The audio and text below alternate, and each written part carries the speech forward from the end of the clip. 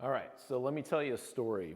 We had a guy come in to see us, and he was complaining of knee pain, some with some everyday tasks like going up and down stairs, going on some hikes, and then also he was having some pain with working out, doing step-ups.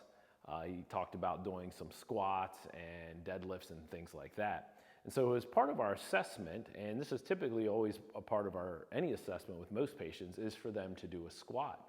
And when I had him do a squat, and just kind of just an air squat, what it sort of looked like was just this, right? Came down, stopped about there, and then came back up. And when he did that, I noticed that he had a real lack of ankle mobility. And when I told him this, I said, well, it looks like your ankle mobility is really inhibiting your squat. He really kind of had a confused look on his face, and it's like, how does that have anything to do? To him, a squat is just knees and hips. And knees and hips do play into a squat, obviously, but he had a hard time understanding what his ankles had to do with his squat mobility.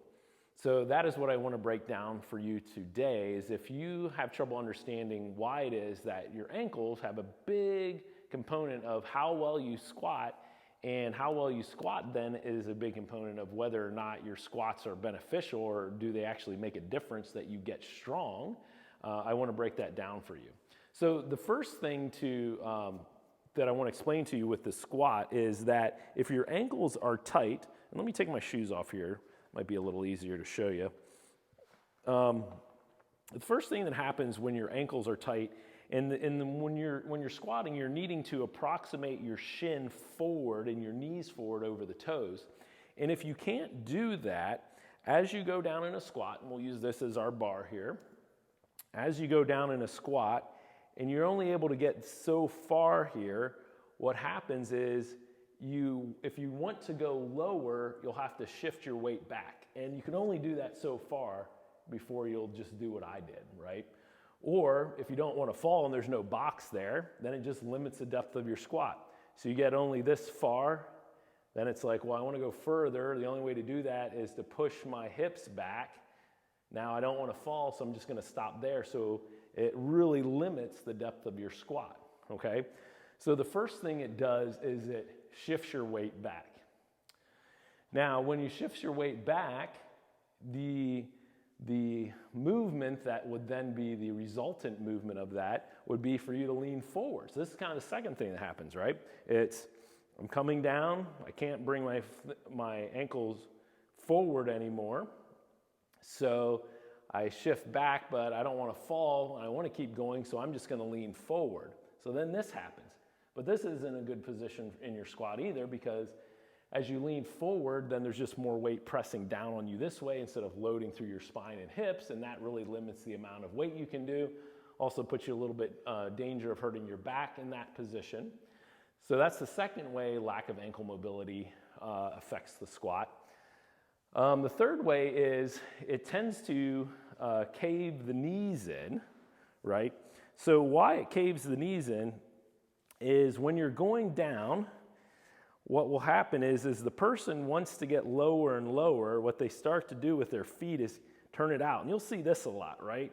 People are really trying to get low, and instead of them being able to translate forward, they're actually kind of pushing into their arch like this and getting their feet as wide as they can. And then you'll see the knees come in, and you don't want to be putting your knees in. You don't have any strength with that. You actually want to be pushing your knees out to create a nice wider base of support. And so this happens.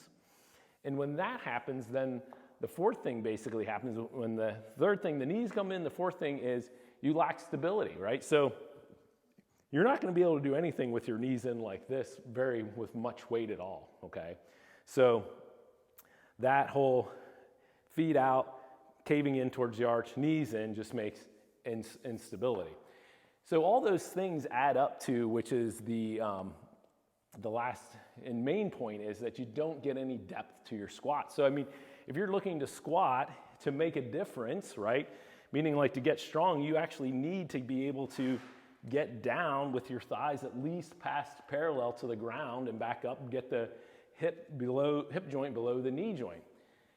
And if you're not able to do that, you're really going to limit the benefits of the squat, because you're just not able to get down there, not able to get through full range of motion of the knees and the hips and the ankles and all those things to create momentum and strength to get up, and you just don't get stronger. So if you ever wondered how does lack of ankle mobility affect the squat, that is how it does it.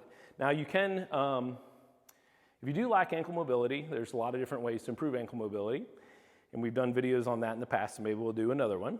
Or you can cheat a little bit by putting something under your heels. A lot of times we'll just use plates, from barbell plates that go underneath the heels, and what that does is lifts your heels a little bit, so that helps you into that deeper position.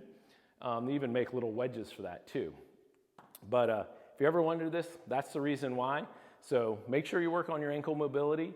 It's a big factor into you actually being strong, because if you don't have good ankle mobility, you won't squat right, and then you won't be able to build any strength in your legs. If you have any questions, please reach out or comment below. We'd love to talk to you.